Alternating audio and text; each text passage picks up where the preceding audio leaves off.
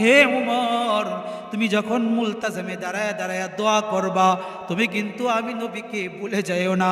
হে উমর, তুমি যখন মিজাবের রহমতের নিচে দাঁড়ায় দাঁড়ায় দুহাত তুলে মালিকের কাছে চাইবা, ও উমর, তুমি কিন্তু আমি নবীকে ভুলে যেও না। ফালা তানসানা, তুমি আমাদেরকে ভুলে যেও না। তুমি যেখানেই দোয়া করবা উমর, তুমি সেখানেই আমাদেরকে স্মরণ করবা। তুমি হাতিমে কাবায় দাঁড়িয়ে দোয়া করতেছো, সেখানে আমাদেরকে স্মরণ করো। হে উমর, তুমি যেই জায়গায় দাঁড়িয়ে দাঁড়িয়ে আল্লাহর কাছে দুহাত তুলে বলবা আমি মুহাম্মাদুর রাসূলুল্লাহ, আমার সাহাবা, তুমি কিন্তু তাদের নামে দোয়া করতে ভুলে যাবা না। আল্লাহু আকবার। আল্লাহ, তুমি আমাকে একটা হায়াত দিয়েছো, আরো কয়েকটা হায়াত দিলে না কেন? আমি শহীদ হইতাম, আবার আমাকে জীবন দেওয়া হইতো, আমি আবার শহীদ হইতাম, আবার আমাকে জীবন দেওয়া হইতো, আমি আবার শহীদ হইতাম। আল্লাহ আমাকে অনেকগুলো হায়াত দিতা, আমি সর্বশ্রেষ্ঠ মৃত্যু তোমার কাছ থেকে কামনা করে নিয়ে নিতাম। সুবহানাল্লাহ। মুহতারাম হাজিরিন, নতুন কোনো আলোচনা নয়, গত জুমার আলোচনাটি যেটি আমরা শুরু করেছিলাম, তিনটি বিষয়ের উপরে আমরা আলোচনা শুরু করেছিলাম। প্রথম যে বিষয়টি ছিল হজের গুরুত্ব। এই হজের গুরুত্বের উপরে আমরা কিছু আলোচনা শুনেছি। সেখানে 4টা বিষয় নিয়ে আলোচনা করেছিলাম হজের গুরুত্বের উপরে। 1 নাম্বার ছিল হজ হলো শরীয়ত ইসলামের 5 স্তম্ভের 4র্থ স্তম্ভ। 2 নাম্বার আলোচনা ছিল আমাদের হজ হলো ফরজ বিধান। 3 নাম্বার আলোচনা ছিল আল্লাহ পাক রব্বুল আলামিন যাকে অর্থ সম্পদ দিয়েছেন তার উপরে হজ করা ফরজ। যে বছর টাকা দিবেন ওই বছরই হজ করা ফরজ, এটা নবীজির ওসিয়ত। হজের গুরুত্বের উপরে 4 নাম্বার যে বিষয়টি ছিল সেটা হলো যে ব্যক্তি হজ ফরজ হওয়ার পরেও হজ করবে না, তার উপর নবীজির ধমক এবং সাহাবীদের ধমক। হজের গুরুত্বের উপরে আমরা এই 4টা বিষয় আলোচনা করেছিলাম। আজকে আমরা আলোচনা শুনব বাকি যে 2টা বিষয়। তার মধ্যে দ্বিতীয় বিষয় হলো হজের ফজিলত, এবং তৃতীয় বিষয় হলো যে একজন মানুষ, গরিব মানুষ, যার টাকা নাই পয়সা নাই, সে কিভাবে হজের পরিপূর্ণ সওয়াব অর্জন করতে পারে, এই বিষয়ে ইনশাআল্লাহ আলোচনা শুনব। প্রথম আলোচনা শোনার পরে বিষয়টির উপরে দ্বিতীয় বিষয় হলো হজের ফজিলত। মুহতারাম হাজিরিন, পৃথিবীর বুকে যত শ্রেষ্ঠ আমল আছে, সকল শ্রেষ্ঠ আমলের মধ্যে অন্যতম শ্রেষ্ঠ আমল হলো হজ। বলেন তো, পৃথিবীর শ্রেষ্ঠ আমলের মধ্যে অন্যতম আমলের নাম কি? জোরে বলেন। হজ। বুখারী শরীফের 1519 নম্বর হাদিসের বর্ণনা, হযরতে আবু হুরায়রা থেকে হাদিস বর্ণিত। وعن أبي هريرة رضي الله تعالى عنه قال سئل رسول الله صلى الله عليه وسلم أي الأعمال أفضل। নবীজি সাল্লাল্লাহু আলাইহি ওয়াসাল্লামকে জিজ্ঞাসা করা হলো, নবী, কোন আমলটি সবচেয়ে শ্রেষ্ঠ আমল? قال النبي صلى الله عليه وسلم إيمان بالله ورسوله। নবীজি বললেন, সবচেয়ে দামি এবং শ্রেষ্ঠ আমল সবার আগে ঈমান বিল্লাহ ওয়া রাসূলিহি, আল্লাহ এবং তার রাসূলের প্রতি ঈমান আনা। এটা হলো শ্রেষ্ঠ আমলের মধ্যে প্রথম আমল। কিলা সুম্মা মাযা, সাহাবী এবার প্রশ্ন করে, তারপরে কি শ্রেষ্ঠ আমল? নবীজি সাল্লাল্লাহু আলাইহি ওয়াসাল্লাম বলেন, জিহাদুন ফি সাবিলিল্লাহ। নবী গো দ্বিতীয় শ্রেষ্ঠ আমলের নাম কি? নবীজি বললেন আল্লাহ রাস্তায় জিহাদ করা। কিলা সুম্মা মাযা, সাহাবী আবার প্রশ্ন করে তারপরে কি আমল শ্রেষ্ঠ? ক্বালা হাজ্জুন মাবরুর। নবীজি বললেন তারপরে শ্রেষ্ঠ আমল হলো হজ। হজ করা হলো তারপরে শ্রেষ্ঠ আমল। তার মানে আমরা এই হাদিস থেকে বুঝলাম শ্রেষ্ঠ আমলের সিরিয়ালে 1 নম্বর হলো ঈমান বিল্লাহি ওয়া রাসূলিহি, আল্লাহ এবং তার রাসূলের প্রতি ঈমান আনা। 2 নম্বর শ্রেষ্ঠ আমল কি? জিহাদ ফি সাবিলিল্লাহ। 3 নম্বর শ্রেষ্ঠ আমল কি? হজ করা। তাহলে পৃথিবীর শ্রেষ্ঠ আমলগুলোর মধ্যে অন্যতম আমলের নাম কি বলেন তো? বলেন হজ। আর জোরে বললে মুখস্থ হবে, বললে কি হবে? মুখস্থ হবে, মনে গাঁথবে। আর মনে যখন গাঁথবে তখন কাবার প্রতি মনে মনে জল্পনা কল্পনা তৈরি হবে, ভালোবাসা তৈরি হবে, বাইতুল্লাহর প্রতি মহব্বত সৃষ্টি হবে। বাইতুল্লাহ তো আর টাকা থাকলেই যাওয়া যায় না, বাইতুল্লাহর জন্য ভালোবাসা লাগে, কাবার জন্য ভালোবাসা লাগে, মাতফের জন্য ভালোবাসা লাগে, মিনা, মুজদালিফা, আরাফা ভালোবাসা লাগে, সাফা মারওয়ার ভালোবাসা লাগে, হাতিমে কাবার ভালোবাসা লাগে। টাকার বিনিময়ে হজ করা যায় না, ভালোবাসা থাকতে হয়। ভালোবাসা থাকলে আল্লাহ তাআলা ব্যবস্থা করে দেয়। এজন্য বলেন তো মুখস্থ করলে কি হবে? মনে গাঁথবে, আর মনে গাঁথলে কাবার জন্য ভালোবাসা তৈরি হবে। বলেন পৃথিবীর শ্রেষ্ঠ আমলের মধ্যে অন্যতম আমলের নাম কি? আচ্ছা, 2 নম্বর, নবীজি সাল্লাল্লাহু আলাইহি ওয়াসাল্লাম হজকে জিহাদের সমপর্যায়ের ইবাদত বলে ঘোষণা করেছে। সুবহানাল্লাহ বলবেন না? অর্থাৎ জিহাদ এবং হজ দুইটা সমপর্যায়ের ইবাদত ফজিলতের দিক থেকে। সহিহুল বুখারীর 2784 নম্বর হাদিসের বর্ণনা। عن عائشة الصديقة رضي الله تعالى عنها قالت أمازن عائشة الصديقة رضي الله تعالى عنها থেকে বর্ণিত قلت يا رسول الله আমি নবীজি সাল্লাল্লাহু আলাইহি ওয়াসাল্লামকে বললাম, হে আল্লাহর রাসূল, নারল জিহাদ আফদালাল আমাল, নবী গো আমরা জিহাদকে সর্বশ্রেষ্ঠ আমল বলে মনে করি, আমরা জিহাদকে শ্রেষ্ঠ আমল বলে চিন্তা করি। নবী গো সাহাবারা তো পুরুষ মানুষ, তারা তো জিহাদে শামিল হইতে পারে, যুদ্ধের ময়দানে কাফেরের বিরুদ্ধে তারা লড়াই করতে পারে, সংগ্রাম করতে পারে, হয় তারা গাজী হয়ে ফিরে আসে, না হয় তারা শহীদ হয়ে যায়। জিহাদের মতো শ্রেষ্ঠ আমলে পুরুষ মানুষরা শামিল হয়।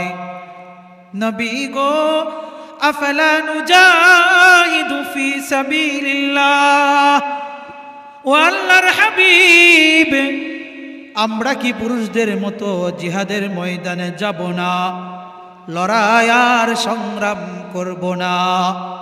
জিহাদের মতো শ্রেষ্ঠ ফজিলতপূর্ণ আমলে আমরা কি শরীক হব না? আল্লাহর নবী সাল্লাল্লাহু আলাইহি ওয়াসাল্লাম বলেন, লা লা লা আয়েশা, না না না, এটা তোমাদের জন্য শরীয়ত সম্মত না। তোমরা ঘরের বাহিরে যাইবা, যুদ্ধের ময়দানে যাইবা, এটা আল্লাহর পক্ষ থেকে শরীয়ত সম্মত না। ওয়ালাকিন্না আফদালাল জিহাদি হাজ্জুন মাবরুর, তবে আয়েশা শুনো, তোমাদের জন্য জিহাদের সমপর্যায়ের একটা ইবাদতের কথা আল্লাহ তোমাদেরকে বাতলিয়ে দিয়েছেন, সেটা হলো হজ। তোমরা যদি হজ করতে পারো আল্লাহ তাআলা হজটাকেও জিহাদের সমপর্যায়ের ইবাদত বলে তোমাদের আমল নামায় আল্লাহ উঠাইয়া দিবেন। সুবহানাল্লাহ। জিহাদটা যেমন ফজিলতপূর্ণ, হজটাও ফজিলতপূর্ণ। নারীদেরকে বলতেছেন তোমরা হজ করো, তাহলে হজটা তোমাদের জিহাদের সমপর্যায়ের হয়ে যাবে। এই কারণে আম্মা জান আয়েশা সিদ্দিকা রাদিয়াল্লাহু তাআলা আনহা তিনি বলেন, আমি যেদিন নবী সাল্লাল্লাহু আলাইহি ওয়াসাল্লামের মুখ থেকে শুনলাম জিহাদটা হজের সমপর্যায়ের, এরপর থেকে আমি কোনোদিন হজ তরক করিনি। প্রতি বছর আমি আল্লাহর রাস্তায় বের হয়ে যেতাম, বাইতুল্লাহর মুসাফির আমি হয়ে যেতাম এবং হজ করতাম। আল্লাহু আকবার বলবেন না মুহতারাম হাজির। এখন প্রশ্ন হলো হজ এবং জিহাদ সমপর্যায়ের কিভাবে? উত্তর, জিহাদের জন্য জান ব্যয় হয়, মাল ব্যয় হয়। কি বলেন, ঠিক না বেঠিক? কথা বলেন। জিহাদ করতে গেলে মাল দিতে হয় না, সম্পদ দিতে হয় না? কাফেরের বিরুদ্ধে সংগ্রাম করতে গিয়ে, লড়াই করতে গিয়ে প্রয়োজনে জীবনটাও দিয়ে দিতে হয়। কথা বলেন, ঠিক না বেঠিক? জীবন দিয়ে দিতে হয়। তো যারা হজ করতে যায় তাদেরও সেম, মাল দিতে হয়, জান দিতে হয়। কখনো কখনো প্রতি বছরে তো এমন শোনা যায় যারা হজ করতে গেছেন প্রতিদিন হজ করতে এসে হাজিদের পায়ে পৃষ্ঠে পড়ে কত হাজিদের জীবন চলে যায়। ঠিক না বেঠিক বলেন তো? তার মানে কি বুঝলাম আমরা? জিহাদেও যেমন জীবন যায়, মাল যায়, হজেও তেমন জীবন যায়, মাল যায়। এই জন্য রাসূলুল্লাহ সাল্লাল্লাহু আলাইহি ওয়াসাল্লাম নারীদের জন্য বলছেন, তোমাদের জিহাদে যাওয়া দরকার নাই, হজ করো, হজ করো, হজটাই তোমাদের জিহাদের সমপর্যায়ের হয়ে যাবে। হজ করতে গিয়ে যদি তোমাদের জীবন চলে যায়, জিহাদে জীবন গেলে যেমন শাহাদাতের মর্যাদা দেওয়া হয়, হজ করতে গেলে জীবন দিলে শহীদি মর্যাদা হিসেবে আল্লাহর কাছে কবুল করা হবে। সুবহানাল্লাহ। মুহতারাম হাজিরিন, তাহলে আমরা 2 নম্বর আলোচনা শুনলাম, হজটা জিহাদের সমপর্যায়ে। 3 নম্বর ফজিলত, কেউ যদি হজ করতে পারে,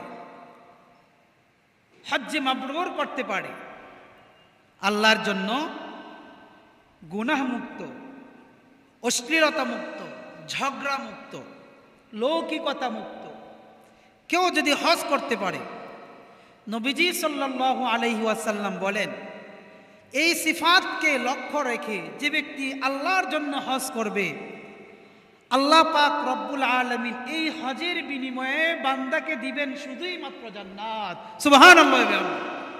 শুধুই মাত্র জান্নাত। বুখারী শরীফের 1773 নম্বর হাদিসের বর্ণনা। وعن أبي هريرة رضي الله تعالى عنه قال, হযরত আবু হুরায়রা রাদিয়াল্লাহু তাআলা আনহু থেকে বর্ণিত, قال رسول الله صلى الله عليه وسلم, العمرة إلى العمرة كفارة لما بينهن। নবীজি সাল্লাল্লাহু আলাইহি ওয়াসাল্লাম বলেন, এক উমরা থেকে আরেক উমরা পর্যন্ত বান্দার জিন্দেগীর সমস্ত গুনাহ মাফ করে দেওয়া হয়। এই উমরা করলেন এই মাসে, হজের পরে মুহররমে উমরা করলেন, এরপরে আবার রমজান মাসে উমরা করলেন, এই যে মাঝখানে 6-7 মাস পার হয়ে গেল, মাঝখানে গুনাহ হয়েছে, 2 উমরার কারণে আল্লাহ পাক রব্বুল আলামিন সমস্ত গুনাহগুলোকে মাফ করে দেন। এরপরে দেখেন নবীজি কি বলেন, ওয়াল হজ্জুল মাবরুর লাইসা লাহু জাযাউন ইল্লাল জান্নাহ। এবার কেউ যদি হজ করতে পারে, লৌকিকতা মুক্ত, রিয়া মুক্ত, অশ্লীলতা মুক্ত, গুনাহ মুক্ত, ঝগড়া মুক্ত, নবীজি সাল্লাল্লাহু আলাইহি ওয়াসাল্লাম বলেন, এই হজের বিনিময়ে আল্লাহ পাক রব্বুল আলামিন বান্দাকে পুরস্কার হিসাবে শুধুই মাত্র জান্নাত দান করবেন। সুবহানাল্লাহ। শুধুই মাত্র জান্নাত। তাহলে তিনটা ফজিলত গুলো, 4 নম্বর ফজিলত, নবীজি সাল্লাল্লাহু আলাইহি ওয়াসাল্লাম বলেন, যদি কেউ হজ করতে পারে, হজ্জে মাবরুর করতে পারে, আল্লাহ পাক রব্বুল আলামিন এই হজের বরকতে, হজের বিনিময়ে বান্দার পিছনের সমস্ত গুনাহগুলোকে আল্লাহ তাআলা মাফ করে দিয়ে দিবেন। সুবহানাল্লাহ, সমস্ত গুনাহ মাফ করে দিবেন, অতীতের গুনাহ। বুখারী শরীফের 1521 নম্বর হাদিসের বর্ণনা, ওয়ান আবি হুরায়রা রাদিয়াল্লাহু তাআলা আনহু قال, হযরত আবু হুরায়রা রাদিয়াল্লাহু তাআলা আনহু থেকে বর্ণিত, قال رسول الله صلى الله عليه وسلم, নবীজি সাল্লাল্লাহু আলাইহি ওয়াসাল্লাম বলেন, মান হাজ্জা ফালাম ইয়ারফুস ওয়ালাম ইয়াফসুক গুফির লাহু মা তাকদ্দামা মিন যামবিহি। নবীজি সাল্লাল্লাহু আলাইহি ওয়াসাল্লাম বলেন, কেউ যদি আল্লাহর জন্য হজের নিয়তে বের হয়ে যায় আর হজে গিয়ে কোনো গুনাহ না করে, ঝগড়া না করে, অন্যায় কর্ম না করে, মারামারি না করে, কাটাকাটি না করে, বেহায়াপনা না করে। একজন হাজি যখন হজে বের হয়, হজের নিয়ত করা থেকে শুরু করে শয়তান তার পিছনে ভালো করে লাগে। শয়তান তার পিছনে কি করে? ভালো করে লাগে। নিয়ত করা শুরু থেকে কোন রকম যদি ওই যে কাবা চত্বরে গিয়ে পৌঁছায়, কাবায় গিয়ে পৌঁছায়, এবার ঝগড়া করে, হোটেল নিয়ে ঝগড়া করে, সিট নিয়ে ঝগড়া করে, খাবার নিয়ে ঝগড়া করে, জায়গা নিয়ে ঝগড়া করে, নানান ঝগড়া শুরু করে দেয়। রাসূল বলেন, ঝগড়া মুক্ত, ঝগড়া করে নাই, গালাগালি করে নাই, লৌকিকতা করে নাই, মানুষকে দেখাই নাই, বাইতুল্লাহর সামনে গিয়ে সেলফি তুলে গুনাহ করে নাই, বাইতুল্লাহর সামনে গিয়া সেলফি তুলে গুনাহ করে নাই। একটা কিতাব আছে আল বাহরুল আমিক, চমৎকার একটি কিতাব। ওই কিতাবের মধ্যে আসছে, কিয়ামতের ময়দানে স্বয়ং বাইতুল্লাহ হাজারো হাজারো হাজিদের বিরুদ্ধে আল্লাহর কাছে মামলা দায়ের করবে। আল্লাহ, এই নাফরমানটা হজ করতে এসে আমাকে সামনে নিয়ে ছবি তুলছে, গুনাহ করছে। নবীজি বলেন, মান হাজ্জালিল্লাহ, যে নাকি সেলফি তুলে নাই, যে নাকি কাবাকে সামনে রেখে কোনো ছবি তুলে নাই, ছবি তুলে গুনাহ করে নাই, গুনাহ মুক্ত হজ করেছে। মানুষকে দেখানোর জন্য হজ করে নাই, আল্লাহকে দেখানোর জন্য হজ করেছে। ঝগড়া করে নাই, হোটেল নিয়ে, সিট নিয়ে, খাবার নিয়ে, জায়গা নিয়ে, একমাত্র আল্লাহর সন্তুষ্টির জন্য যে আল্লাহর বান্দা হজ করেছে, গুফির লাহু মা তাকদ্দামা মিন যামবিহি।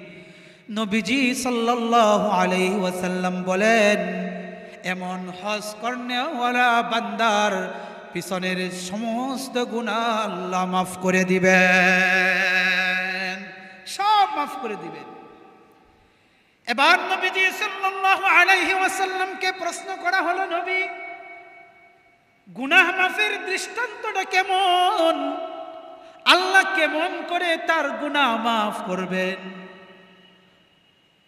বুখারী শরীফের 1521 নম্বর হাদিসের শেষ পর্যায়ে আসছে, ও আমার সাহাবারা শুনো, তার ক্ষমার দৃষ্টান্তটা কেমন জানো?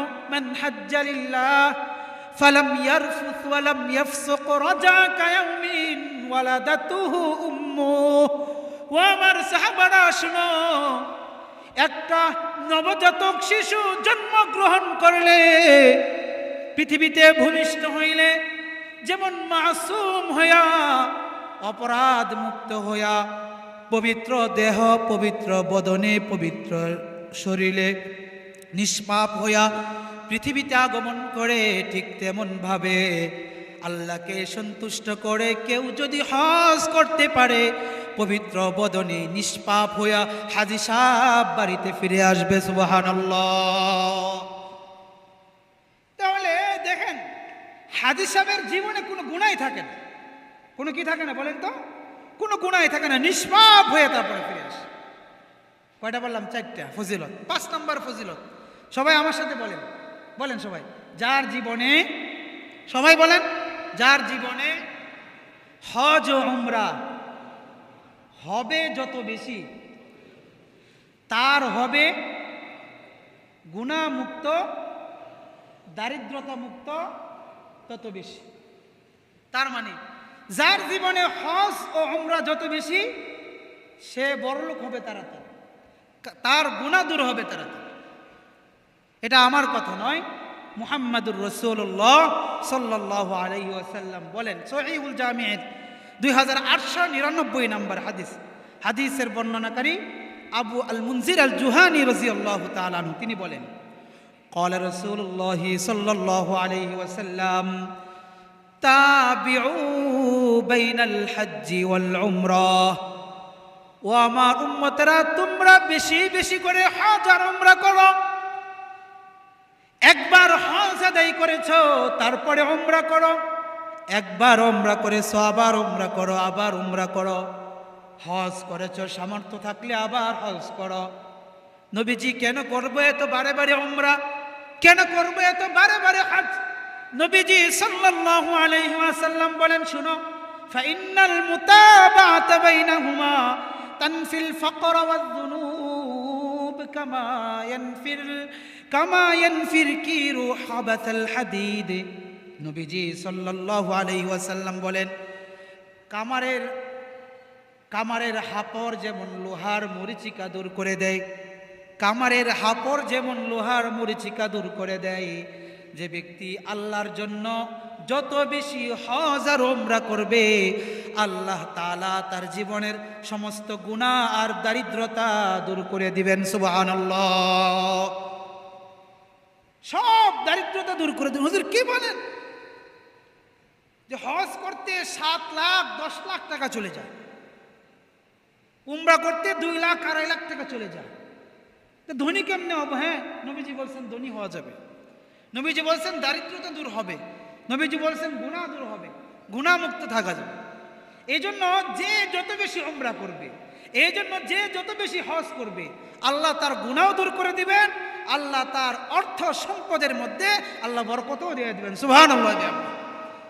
নবীজি উদাহরণ দিলেন, এই যে এখন সামনে কুরবানি আসতেছে, 1 বছর পর্যন্ত ঝুড়িগুলো এক জায়গায় জমা ছিল, জং ধরে গেছে না, উপরে মরিচিকা ধরে গেছে না, লাল লাল হয়ে গেছে। কামারের কাছে দিলে কি হয়? আগুনে পোড়ায়, আগুনে পোড়ানোর কারণে এটা চকচক করতে থাকে। কথা বলেন ঠিক না বেঠিক? ঝকঝক করতে থাকে, সাদা হয়ে যায়। রাসূল বলেন, হজ করো আর উমরা করো, গুনাহ করে কলবের মধ্যে যে মরিচিকা ঢুকছে, হজ ও উমরা কলবের সমস্ত গুনাহ নামক মরিচা দূর করে দিয়ে তোমার কলবটাকেও ছুরির মতো ঝকঝকে পরিষ্কার পরিচ্ছন্ন করে দিয়ে দিবে। হজ আর উমরা 5 নাম্বার ফজিলত। 6 নাম্বার, আমরা যারা হজ করতে পারবো না, হজের সামর্থ্য নাই, আমরা কি করব? যারা হজে যাবেন তাদের কাছে আমরা দোয়া চাইব। বলেন ইনশাআল্লাহ। আরে সবাই বলেন না ইনশাআল্লাহ। যারা হজের নিয়তে বের হয়েছেন অথবা বের হবেন, যারা, তাদের কাছে আমরা দোয়া চাবো। প্রয়োজনে তাদের হাতে কিছু টাকা তুলে দিব, যে ভাই আমি আপনাকে 500, 1000, 2000 টাকা দিচ্ছি, এই টাকাগুলো কি আপনি মানি এক্সচেঞ্জ করে এই টাকাগুলো কি আপনি কাবার আঙ্গিনায় ব্যয় করবেন, মদিনার আঙ্গিনায় ব্যয় করবেন, আর আপনি আমার জন্য দোয়া করবেন। পারবেন না ইনশাআল্লাহ? এটা এই ক্ষেত্রে ইনশাআল্লাহর আওয়াজ কম। পারবেন ইনশাআল্লাহ। তাদের কাছে দোয়া চাও, দোয়া চাইলে লাভ কি? বুখারী শরীফের হাদিস, হযরতে আব্দুল্লাহ ইবনে ওমর রাদিয়াল্লাহু তাআলা আনহু থেকে বর্ণিত। আন আব্দুল্লাহ ইবনে ওমর রাদিয়াল্লাহু তাআলা আনহু قال قال رسول الله صلى الله عليه وسلم الحاج والمعتمر والغازي في سبيل الله। নবীজি সাল্লাল্লাহু আলাইহি ওয়াসাল্লাম বলেন, হাজী সাহেব, উমরাকারী আর আল্লাহর রাস্তায় মুজাহিদ যারা, এরা হলো আফদুল্লাহ, এরা হলো আল্লাহর মেহমান। কার মেহমান এরা? আর জুড়ে বলেন না, কার মেহমান? আল্লাহর মেহমান।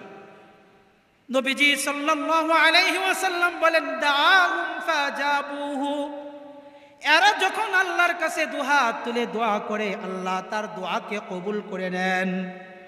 ওয়াসআলুহু ফাআতাহুম, এরা যখন আল্লাহর কাছে কোনো কিছু চায়, আল্লাহ রব্বুল আলামিন, হাজী সাহেব, উমরাকারী, আল্লাহ রাস্তার মুজাহিদ যারা আছে, তারা আল্লাহর কাছে চাইতে দেরি হয়, তাদেরকে আল্লাহ তাআলা দিতে দেরি করেন না। সুবহানাল্লাহ।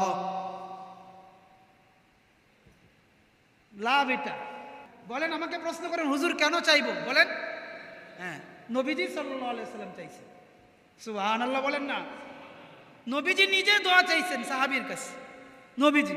আচ্ছা বলেন তো, নাউজুবিল্লাহ, আল্লাহর কাছে মাপ চাই, নবীজির চেয়ে শ্রেষ্ঠ কি আমরা? কথা বলেন, আওয়াজ করে বলেন। নবীজির আমলের চেয়ে কি আমাদের আমল অনেক দাম বেশি? এটা দৃষ্টান্ত দেওয়াটাও তো গুনাহের কাজ। নাউজুবিল্লাহ।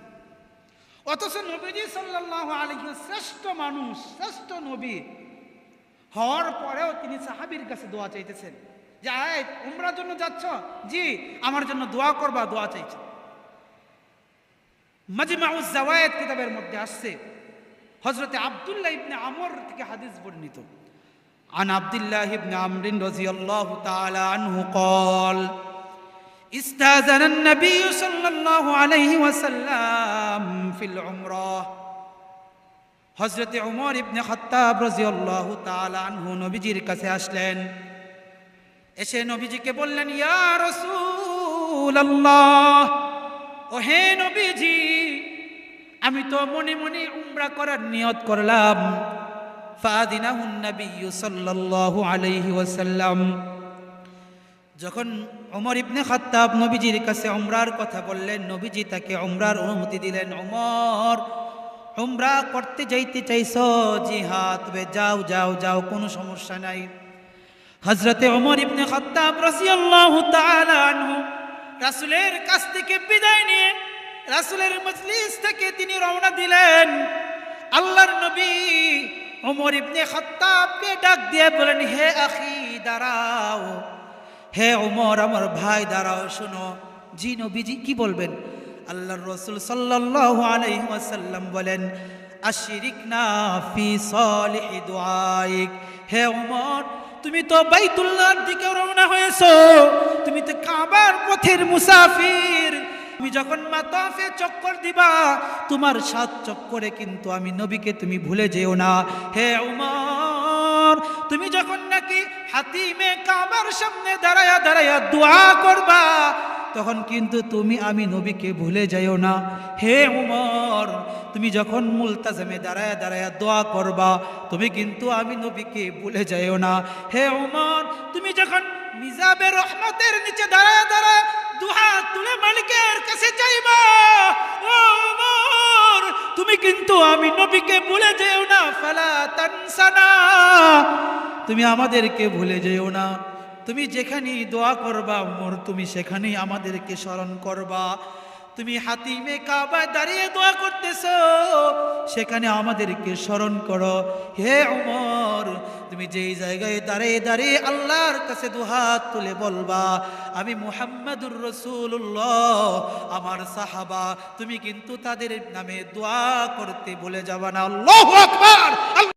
কি বুঝলেন? হজ কি সুন্নত নাকি ফরজ? বলেন তো। ফরজ। 2 জুমার আলোচনার যে মূল কথা, হজের গুরুত্ব এবং হজের ফজিলত, যে যাদের উপর হজ ফরজ তাদের কি হজে যাওয়ার দরকার আছে না নাকি নাই? না হলে গত জুমার যে বলছিলাম, নবীজির ধমক, সাহাবীদের ধমক। উমর কি বলেছিলেন? উমর ইবনে খাত্তাব তো বলেছিলেন, আমার মনে চাই হজ ফরজ হওয়ার পরও যে নাফরমানটা, যে অথর্বটা, যে অপদার্থটা হজ করবে না, মদিনার গলিতে গলিতে সানবোর্ড টানায় টানায় এদের নামগুলো আমি লিখে দিই, মাহুম বি মুসলিমিন, মাহুম বি মুসলিমিন, মাহুম বি মুসলিমিন। এরা হজ ফরজ হওয়ার পরেও হজ করলো না, এরা মুসলমানদের কাতারে থাকতে পারে না, এরা মুসলমান হতে পারে না, এরা মুসলমান হতে। আল্লাহ রাব্বুল আলামিন যেন আমরা যারা এখনো হজ করি নাই, আমাদেরকে হজ করার তৌফিক দান করেন। সকলে বলেন আমিন। এই যে 2 দিনের 2 জুমার আলোচনা, 2টা বিষয়ে, হজের গুরুত্ব এবং ফজিলত কাদের জন্য? যাদের উপরে হজ ফরজ ছিল, যাদেরকে আল্লাহ তাআলা সক্ষমতা এবং সামর্থ্য দান করেছিলেন। আজকের 3 নাম্বার এবং সর্বশেষ আলোচনা, ওই গরিব, ওই অসহায় ব্যক্তি যার টাকা নাই, পয়সা নাই, যে হজ করার সামর্থ্য রাখে না, পয়সা নাই, সে কি করবে? সে কি করবে? তার কাজ কি? তার ব্যাপারে জগৎ বিখ্যাত আলিমে দ্বীন আবু সাঈদ আব্দুর রহমান ইবনে মাহদি ইবনে হাসান ইবনে আব্দুর রহমান আল আম্বারি রাহিমাহুল্লাহু তাবারাকা ওয়া তাআলা তিনি বলেন, আল্লাহ পাক রব্বুল আলামিন যে ব্যক্তিকে সামর্থ্য দেয় নাই বাইতুল্লাহ যাওয়ার মতো, টাকা দেয় নাই, অর্থ দেয় নাই, পয়সা দেয় নাই, সে যদি খালেস নিয়ত করে হজের জন্য, আল্লাহ পাক রব্বুল আলামিন তাকেও হজের পরিপূর্ণ সওয়াব দান করবেন। সুবহানাল্লাহ।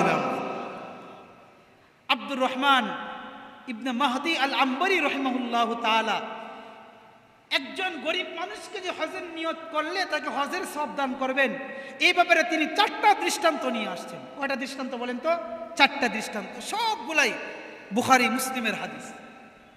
1 নাম্বার দৃষ্টান্ত, عن انس بن مالك رضي الله تعالى عنه قال ان النبي صلى الله عليه وسلم قال ان بالمدينه اقواما ما سرتم مسيرا ولا قطعتم واديا الا كانوا معكم। তাবুক যুদ্ধের ময়দান থেকে যুদ্ধ করে সাহাবারা কেরাম সকলেই মদিনায় চলে আসলেন, মদিনায় আসছেন। সকল সাহাবীদেরকে তিনি নসিহত করতেছেন। নবীজি নসিহত করার পরে ফাঁকে বলে ফেললেন যে তাবুক যুদ্ধে যারা শামিল হয়েছে তাদের কত মর্যাদা, তাদের ফজিলতের কথা বর্ণনা করতেছেন। এক সাহাবী বলে উঠল, ইয়া রাসূলুল্লাহ, যারা নাকি তাবুক যুদ্ধে অংশগ্রহণ করতে পারে নাই তারা তো সওয়াব থেকে বঞ্চিত হয়ে গেল, ফজিলত থেকে বঞ্চিত হয়ে গেল। নবীজি সাল্লাল্লাহু আলাইহি ওয়াসাল্লাম বলেন, ইন্না বিল মাদিনাতি আকওয়ামা, শোনো, সবাই বঞ্চিত হয় নাই। যারা আমার কাছ থেকে ছুটি নিয়েছে, যারা বিপদগ্রস্ত, যারা প্রতিবন্ধকতার সৃষ্টি হয়েছে, যাদেরকে আমি নবী ছুটি দিয়েছি, ইন্না বিল মাদিনাতি আকওয়ামা, এমন কিছু লোক মদিনার মধ্যে আসছে, মা সিরতুম মাসিরা ওয়ালা কাতাতুম ওয়াদিয়া, তোমরা যেখানেই গিয়েছো রাস্তার পর রাস্তা পাড়ি দিয়েছো, বনের পর বন পাড়ি দিয়েছো, পাহাড়ের পর পাহাড় পাড়ি দিয়েছো, যুদ্ধের ময়দানে সংগ্রাম করেছো, লড়াই করেছো, শহীদ হয়েছো, কাফিরদেরকে হত্যা করেছো। শুনো, তারা মদিনায় থেকে অসুস্থতার কারণে, বাধাগ্রস্ত হওয়ার কারণে মদিনায় থেকে তারাও সেই পরিমাণ সওয়াব অর্জন করছে তোমরা তাবুকের ময়দানে যে পরিমাণ সওয়াব অর্জন করেছো। সুবহানাল্লাহ বলবেন না? কেন? রাসূল বলেন, কেন জানো? ইল্লা আশরাকু ফিল আজর, তারাও প্রতিদানের ক্ষেত্রে সেম। কেন জানো? তাদের মনের মধ্যে নিয়ত ছিল, নিয়ত থাকার কারণে তারা সেই পরিমাণ সওয়াব হাসিল করেছে, কিন্তু যাইতে পারে নাই। কেন? শারীরিক প্রতিবন্ধকতা, অসুস্থতা, পারিবারিক সমস্যা। আমি নবী যাদেরকে রুখসত দিয়েছি, এই রুখসতের কারণে তারাও তোমাদের কাতারে শামিল হয়ে গিয়েছে। সুবহানাল্লাহ বলেন না? আচ্ছা বলেন তো, এই হাদিস থেকে কি বুঝলেন? যে সমস্ত সাহাবারা জিহাদের মতো বিশাল একটা অংশে যারা জিহাদে শরীক ছিল, তাদের সমপর্যায়ের হয়ে গিয়েছিলেন কি কারণে বলেন তো? বলেন কি কারণে? নিয়তের কারণে। কি কারণে বলেন? নিয়তের বরকত। 2 নম্বর হাদিস, এটাও বুখারী এবং মুসলিমের হাদিসের বর্ণনাকারী হযরত আবু উমামা রাদিয়াল্লাহু তাআলা আনহু তিনি বলেন, মান সাআলাল্লাহ আযজা ওয়া জাল্লা শাহাদা, যে ব্যক্তি আল্লাহ তাআলা রব্বুল আলামিনের কাছে শাহাদাত কামনা করবে, বলবে, হে আল্লাহ, আমি আপনার কাছে শাহাদাতে মৃত্যু কামনা করি, শহীদ মৃত্যু কামনা করি, শহীদ হতে চাই। পৃথিবীর বুকে মনে রাখবেন মুসলমান, পৃথিবীর বুকে সবচেয়ে শ্রেষ্ঠ মৃত্যু হলো শহীদ মৃত্যু। বলেন তো, সবচেয়ে শ্রেষ্ঠ মৃত্যুর নাম কি? আরো জোরে বলেন, কি মৃত্যু? শহীদ মৃত্যু, আল্লাহর রাস্তায় মৃত্যুবরণ করা। এই জন্য নবীজি সাল্লাল্লাহু আলাইহি ওয়াসাল্লাম আল্লাহর কাছে বারে বলতেন, ও আল্লাহ, তুমি আমাকে একটা হায়াত দিয়েছো, আরো কয়েকটা হায়াত দিলে না কেন? আমি শহীদ হইতাম, আবার আমাকে জীবন দেওয়া হইতো, আমি আবার শহীদ হইতাম, আবার আমাকে জীবন দেওয়া হইতো, আমি আবার শহীদ হইতাম। আল্লাহ আমাকে অনেকগুলো হায়াত দিতা, আমি সর্বশ্রেষ্ঠ মৃত্যু তোমার কাছ থেকে কামনা করে নিয়ে নিতাম। সুবহানাল্লাহ। এই জন্য জামানার বড় বড় বুজুর্গরাও কিন্তু শহীদ মৃত্যু আল্লাহর কাছে কামনা করছে। বুখারী মুসলিমের হাদিসের বর্ণনা, হযরত ওমর ইবনে খাত্তাব রাদিয়াল্লাহু, তিনি আল্লাহর কাছে দোয়া করতেন, আল্লাহুম্মা রযুকনি শাহাদাতান ফি সাবিলিক। হযরত ওমর ইবনে খাত্তাব রাদিয়াল্লাহু তাআলা আনহু যখনই তিনি দোয়া করতেন তখনই বলতেন, হে আল্লাহ তুমি আমাকে শহীদি মৃত্যু দান করো, হে আল্লাহ তুমি আমাকে শহীদি মৃত্যু দান করো, হে আল্লাহ তুমি আমাকে শহীদি মৃত্যু দান করো। যখনই তিনি হাত তুলতেন তখনই তিনি আল্লাহর কাছে শাহাদাতের মৃত্যু কামনা করতেন। আল্লাহ পাক রব্বুল আলামিন ওমর ইবনে খাত্তাবের দোয়াটাকে তেমন ভাবে কবুল করে নিয়েছিলেন, এই জন্যই ওনার মৃত্যুটাও শহীদি মৃত্যু হয়েছিল। ফজরের নামাজে যখন দাঁড়াইছিলেন, কোরআন তেলাওয়াত করতেছিলেন, পিছন থেকে লুলু নামে ঘাতক হযরত ওমর ইবনে খাত্তাবকে জখম করে রক্তাক্ত করে পৃথিবীর বুক থেকে তাকে শহীদ করে দিয়েছিল। কথা বলেন ঠিক না বেঠিক? ঠিক না বেঠিক বলেন? শহীদি মৃত্যু ওনার হয়েছে। জামানার বড় বড় ব্যক্তিরা, শ্রেষ্ঠ আলেমে দ্বীন ইমামে আযম আবু হানিফা রাহমাতুল্লাহ আলাইহি শহীদি মৃত্যু বরণ করেছেন। ইমামে মালিক রাহমাতুল্লাহ আলাইহি শহীদি মৃত্যু ধারণ করেছেন। সৈয়দ কুতুব, হাসানুল বান্না, বেরলভী তিতুমির যারা ছিল সকলেই তারা শহীদি মৃত্যু বরণ করেছেন। আমির হামজা শহীদি মৃত্যু কামনা করেছেন। কথা বলেন ঠিক না বেঠিক? এই জন্য গজলও আছেন, আমাকে শহীদ করে সেই মিছিলে শামিল করে নিও, আমাকে শহীদ করে সেই মিছিলে শামিল করে নিও। যেই মিছিলের নেতা আমির হামজা, খুবাইব খাব্বাব আল্লাহর ছিল যারা অতি প্রিয়, শামিল করে নিও, আমাকে শহীদ করে সেই মিছিলে শামিল করে নিও। আল্লাহুম্মা আমিন বলবেন না? শহীদি মৃত্যু আল্লাহ তাআলার কাছে কামনা করা। তো রাসূল বলতেছেন, যে ব্যক্তি আল্লাহর কাছে শাহাদাতের মৃত্যু কামনা করবে, বাল্লাগাহুল্লাহু মানাজিলাশ শুহাদা ওয়া ইন মাতা আলা ফিরাশিহি, যদি সে বিছানাও মারা যায় আল্লাহ পাক রব্বুল আলামিন তাকে শাহাদাতের মর্যাদা দান করবেন। সুবহানাল্লাহ। বলেন তো, সে কি জিহাদের ময়দানে মারা গেছে নাকি বিছানায় মারা গেছে? বিছানায়। কিন্তু তারপরেও তাকে শাহাদাতের মর্যাদা দেওয়া হবে কেন? বিনিয়াতিল বা বিবারাকাতিল নিয়তি, নিয়তের বরকতের কারণে। এমন আরো অনেক দৃষ্টান্ত আছে, সময় নেই বলতে পারলাম না। এই জন্য আব্দুর রহমান ইবনে আল মাহদি আল আম্বারি রহমাতুল্লাহি আলাইহি বলেন, কেউ যদি হজেরও নিয়ত করে, নিয়তের কারণে যদি শাহাদাতের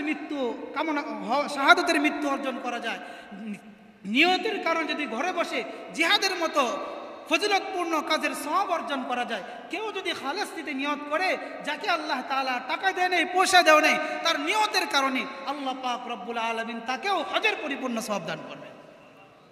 মুহতারাম হাজিরিন, তাই আসুন আমরা নিয়তকে খালেস করি, নিয়ত খালেস করি। আল্লাহ পাক রব্বুল আলামিন যেন যারা গিয়েছেন, যারা যাবেন, তাদেরকে আল্লাহ তাআলা পরিপূর্ণ হজের জাযা দান করেন। আর আমরা যারা যেতে পারবো না, আমরা নিয়ত করি। নিয়ত করতে পারবো তো ইনশাআল্লাহ? হ্যাঁ, নিয়ত করেন ইনশাআল্লাহ। বলেন, হে আল্লাহ আমিও হজের নিয়ত করতেছি। বলেন বলেন, আল্লাহ আমিও হজের নিয়ত করতেছি। বলেন না, বলেন না, আমিও হজের নিয়ত করতেছি, আমার নিয়তকে কবুল করো, আমার নিয়তকে কবুল করো। আল্লাহ দেখছেন না? আল্লাহ দেখে ফেলছে। এই যে নিয়ত ইখলাসের সাথে, এটাও আল্লাহ কবুল করলেন। হাজিদের পরিপূর্ণ সব আমাকে আপনাকে আল্লাহ তাআলা দান করবে। আল্লাহ রাব্বুল আলামিন যেন যেই কথাগুলো বললাম আমাকে আপনাকে সকলকে আমল করার তৌফিক দান করেন। হাদা মা ইনদি ওয়াস সাওয়াবু মিন ইনদিল্লাহ ওয়া আখিরু দাওয়ানা আলহামদুলিল্লাহি রাব্বিল আলামিন। আসসালামু আলাইকুম ওয়া রাহমাতুল্লাহি ওয়া বারাকাতুহু।